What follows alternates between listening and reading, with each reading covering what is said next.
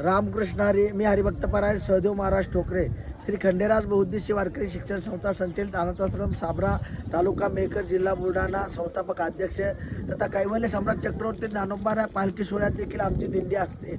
मागच्या वर्षीपासून एक सरकारने या दिंडी प्रमुखांना एक आमिष किंवा लालच दाखवली की आम्ही प्रत्येकांना मानधन 20,000 रुपये देऊ, पण कोणाच्या माध्यमातून देऊ, कसं देऊ, असं आतापर्यंत काहीच नाही. यावर्षी मला कळालं की ज्या नंबरच्या दिंड्या आहे तुम्ही तिथं नोंद करा, आम्ही तुम्हाला त्या नंबरच्या दिंडीच्या माध्यमातून नोंद केल्याच्या नंतर 20,000 रुपये पोच करू. अरे दादा, पण महाराष्ट्राच्या कानाकोपऱ्यातून दिंड्या येतात, ज्या नंबरच्या दिंड्या आहेत ते वारकरी आहेत आणि आमचा नंबर नाही, आम्ही वारकरी नाहीत का?